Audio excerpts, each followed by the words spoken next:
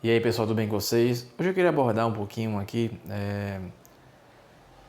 vou falar um pouquinho sobre uma imagem que acabou circulando aí nas redes sociais nesses últimos dias, né? A imagem de um carinha postou, né, com toda a sua coleção de livros e o pessoal tirando uma onda do cara porque 90% daqueles livros eram livros de autoajuda fúteis e superficiais, né?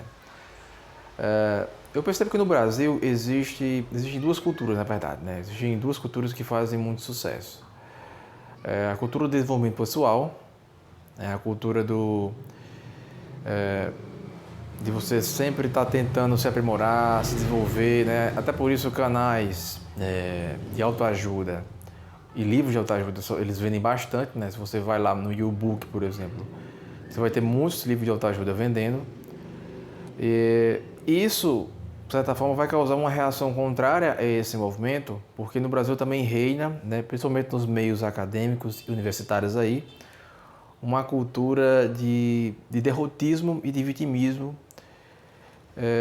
que acredita, né, que o homem ele é puramente produto do seu meio social, né? Ele acredita num determinismo social, né, que é uma teoria que muitas vezes é fomentada por autores como Pierre Bourdieu, que vai, por exemplo, na sua ideia de capital cultural, o Pierre Bourdieu, ele vai tentar nos fazer entender que, na verdade, o ser humano, muitas vezes, não é que ele seja assim uma pessoa que nasceu assim, o que buscou, ele se esforçou e ele conseguiu alcançar aquele determinado objetivo. Na verdade, ele nasceu dentro de um meio social e cultural que fez com que ele aceitasse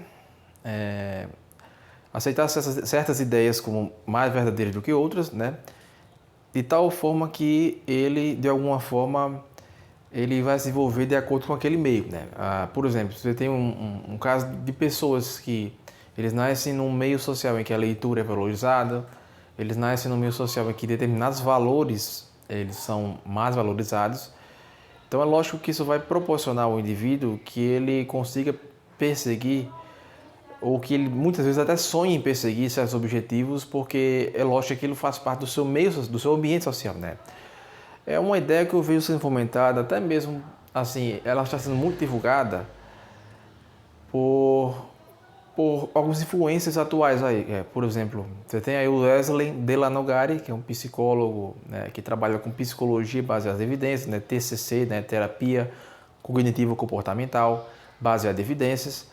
Né, e o Wesley Delanogari, ele repete muito essa ideia, ele repete de forma exaustiva essa ideia, tanto no seu Instagram, como também no seu YouTube também, essa ideia de que o meio social, né, o ambiente é o que define tudo, ou seja, seria um ambiente que seria capaz de trazer uma solução para vários transtornos aí, por exemplo, como transtorno de déficit de atenção. Um cara com TDAH, ele teria mais condições de desenvolver dentro daquele ambiente se ele fosse exposto ali a um ambiente que não fosse tão caótico, né? Se ele fosse exposto, ele fosse criado, por exemplo, em uma família de pais organizados, ele teria mais probabilidade de superar o seu TDAH, muitas vezes, do que se ele fosse criado dentro de uma família com pais desajustados, coisa que de alguma forma poderia acentuar ainda mais o seu transtorno, né? Então, lógico que essas ideias aí, que são expostas dentro da academia, elas têm um fundo de verdade. Elas têm um fundo de verdade, mas ainda assim, o problema aqui, né, desse determinismo social, no caso do Wesley, seria um determinismo científico, né, dentro do que acredita a teoria da ciência, que um dos axiomas da ciência, né, para quem não sabe, é o da causalidade, né? Alguns desses axiomas, alguns cientistas até tentaram aí derrubar, mas ele ainda é tido como um axioma verdadeiro, né? Alguns até tentaram derrubá-lo com a teoria da física de partículas, né? A teoria das cordas, entre outras teorias aí que tentam, sei lá, de certa forma às vezes até questionar um pouco essa ideia da causalidade, né? Mas se você parte como pressuposto a ideia mecanicista, a ideia da causalidade, né, de que tudo teve uma causa, então todos os seus comportamentos, logicamente, eles vão ter uma causa. Logo daí nós já vemos que surge aí a psicologia do behaviorismo para dizer, para reforçar mais uma vez essa ideia, né? A psicologia behaviorista vai reforçar a ideia de que o teu comportamento ele tem uma causa ali no ambiente, né? Só que isso vai ser amplificado pela terapia cognitivo-comportamental, né? E um ponto assim que eu quero comentar aqui será que todos os livros de autoajuda eles realmente são ruins mesmo? E na verdade, o que eu acredito aqui que na verdade o problema não está no fato de serem livros de autoajuda, ok? O problema está no fato de que muitos desses livros eles são sensacionalistas, ou seja, e muitos desses livros eles não trazem ali um embasamento científico para afirmar suas ideias, mas nem todos, mesmo que alguns não tragam um embasamento científico, são ruins, e nem todos são ruins porque alguns, de fato, apesar de serem livros de autoajuda, eles ali constituem livros que muitas vezes são escritos por profissionais que têm especialização na área. Por exemplo, você tem aí o caso da Carol Dweck, né, que escreveu um livro chamado Mindset, a nova psicologia do sucesso. Né? E esse é um livro que, se você olhar só o título dele, né, Mindset, isso aí remete logicamente ao quê? A livro de autoajuda. E essa palavra Mindset, para quem não gosta de autoajuda, é uma palavra que fica aí, que dá um tom assim, que não é muito agradável. Né? A palavra Mindset vai causar uma reação não muito boa em quem, de certa forma, tem ojeriza a livro de autoajuda. Mas o livro da Carol Dweck não é um livro de autoajuda qualquer, né? É um livro que traz, ele é baseado em pesquisas, ele é baseado em ciência, na verdade, né? E a Carol Dweck é uma referência, ela é PhD na área, né? Então, assim, ela é uma referência que ela é citada, por exemplo, em vários outros livros também, que eu cheguei a ler sobre o tema, né? E, assim, livros de autoajuda, eles, muitas vezes, ainda que não sejam baseados em ciências, eles são baseados em filosofias que se mostraram muito sólidas ao longo da história. Por exemplo, você tem lá os livros do Mortimer Adler, por exemplo, né? O Arte de Ler, Como Ler Livros, né? Embora eu não concorde 100% com os paradigmas de leitura que o Mortimer Adler apresenta nos seus livros, é inegável que são livros de autoajuda, mas que têm um valor. Tem um valor que, não só assim em termos de te ajudar a ler, mas ele tem um valor em si mesmo no sentido cultural. Né? O autor em si ele é um autor muito erudito. Né? Você tem também os livros do psicólogo norte-americano Daniel Goleman, que ele é uma referência também absoluta na área. Aí, né, são livros de autoajuda, né, vários livros dele, por exemplo, Foco. Tem um livro que fala sobre meditação mindfulness, né?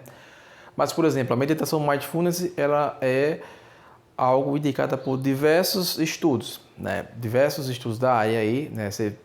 Sigam aí, por exemplo, o André Maier e o Ezra Delanogari, vocês teriam uma noção sobre isso aí, né? Eles mostram vários estudos, vários artigos que mostram a eficácia da meditação mindfulness. O livro Foco, do psicólogo norte-americano Daniel Goleman, também é um outro livro muito interessante que, se você for ler ele, você vai perceber logo que ele não é um livro de autoajuda convencional, porque a linguagem que ele apresenta não é uma linguagem qualquer, é uma linguagem recheada de termos científicos, uma linguagem que não é aquela linguagem facilzinha, né? Aquela linguagem que você vê na maioria dos livros de autoajuda. Mas aí você parte para alguns outros livros do nicho. Certos livros, ainda que sejam escritos por profissionais, eu não gosto tanto da forma como eles são escritos, ou muitas vezes da forma mentes ou da forma de pensamento que eles transmitem, né? Por exemplo, o livro do Augusto Cury, eu não curto muito, apesar de que muitas vezes ele tenta ali demonstrar algum embasamento, né, mas é sempre um embasamento mais raso, né, mais, digamos, periférico, né, que não chega a aprofundar muito nos temas. Em muitos casos ele tenta também desenvolver uma teoria própria, né, como acredito que no seu livro chamado O Código da Inteligência, eu não cheguei ali como um todo, né, porque eu não me interessei muito realmente, assim, posso estar julgando precipitadamente aqui, mas ele tenta desenvolver uma teoria ali, né, para você desenvolver a sua inteligência, o código da inteligência e tal, mas que é algo que eu não acredito ser tão eficaz assim quanto ele se pretende, né? Algo que, em face do que eu já li sobre o tema, a tese que ele tenta defender ali não me parece ser muito aceitável, né? Mas existe, é popularizada aí, né, a ideia de que aí nos meios acadêmicos e nos meios, sei lá, culturais, pseudocultos, na verdade, né, a ideia de que, sei lá, coach é merda para o psicólogo, né? Só que mesmo essa ideia, ela não está 100% correta. Já vista que se você, por exemplo, começa a estudar terapia cognitiva comportamental, você vê que em muitos casos a própria terapia cognitiva comportamental trabalha com coaching, né? Você vai ter livros que são exclusivamente voltados para isso, né? Voltados para esse tipo de prática aí, né? Então, assim, a própria psicologia trabalha com coaching, né? Então, é uma coisa meio irônica, meio, assim, meio contraditória você condenar o coaching como um todo, sendo que a psicologia não condenou, né? Além do mais, muitos dos pensamentos que são criticados por aí, por exemplo, nos meios acadêmicos brasileiros você tem essa mentalidade contra o ideal meritocrático, né? O ideal meritocrático é muito difundido aí eu não vou dizer nem liberalismo, porque os autores liberais, por exemplo, eles não vão dar respaldo 100% a essa ideia, né? Existe uma falsa ideia, uma ideia equivocada de que Adam Smith, por exemplo, era um meritocrata, que ele defendia a meritocracia dessa forma, e não, né? Porque o próprio Adam Smith, ainda que fosse um liberal, ele ainda defendia a questão da educação, do fornecimento da educação pelo Estado, né? Ou seja, fornecimento de oportunidades pelo Estado aí. Mas o ideal meritocrático ele é muito criticado aí pela academia, que é majoritariamente de esquerda e que majoritariamente defende uma ideia que dá respaldo a um certo vitimismo social, né? E ainda que o ideal meritocrático ele seja um ideal a ser criticado, ele é um ideal que eu enxergo críticas a ele no que tange a sua veracidade, né? Mas é um ideal que ele não é danoso, né? Ele não é danoso por quê? Porque ainda que ele não seja 100% verdadeiro, é preferível ele ao outro ideal, ao ideal oposto, de que você é 100% determinado pelo ambiente, né? E que por ser determinado pelo ambiente, você não deve acreditar ou não deve buscar, né? Porque na verdade, né, contando aqui, eu devo ter uma pausa aqui, mas porque na verdade esse ideal meritocrático, ainda que ele não seja 100% verdadeiro, você acreditar nele é algo que faz com que você consiga, né? Ou seja, você mesmo acreditando numa ideia falsa, essa ideia falsa ela é a base do que muitas pessoas vão chamar de sucesso, né?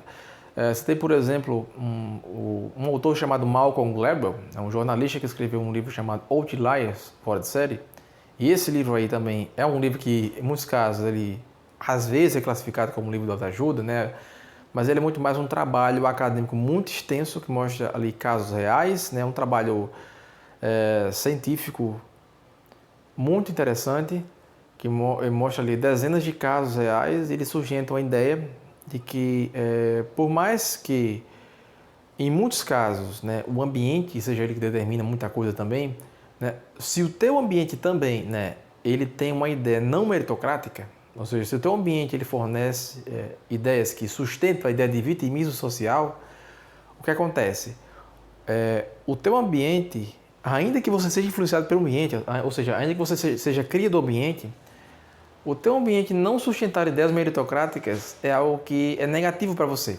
É algo que vai fazer com que você sempre sustente uma ideia de que é um fracassado e um coitado e que sempre vai ser assim, né? Então, assim, isso para mim é irônico e até paradoxal, né? Ou seja, mesmo que a meritocracia ele não seja um ideal em si muito interessante, não um ideal que muitas vezes, sei lá, até Aristóteles critica, né? Quando ele fala que temos que tratar, né, os desiguais na medida das suas desigualdades, né? Que no caso seria a ideia de igualdade material aí. Mas ainda que o Aristóteles e vários outros pensadores sustentem a ideia de que as pessoas precisam ter oportunidades para poderem, né, digamos, avançar, né, na vida, para poderem ter sucesso na vida, ainda assim,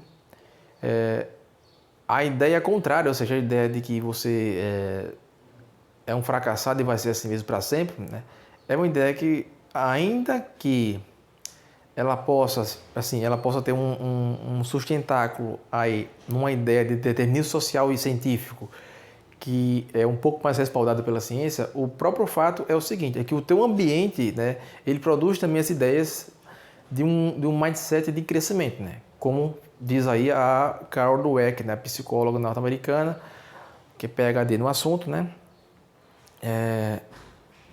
que é a tese que ela sustenta no seu livro, né, a tese de que o fato de você ter um mindset de crescimento e um mindset fixo, isso influencia totalmente nas suas conquistas ao longo da vida, né? Ou seja, mesmo que as pessoas elas nasçam com oportunidades menores, se elas são influenciadas de alguma forma, ou se elas possuem ali um certo mindset de crescimento, isso faz com que elas consigam, digamos, transpassar as influências, ainda que negativas, do meio, né?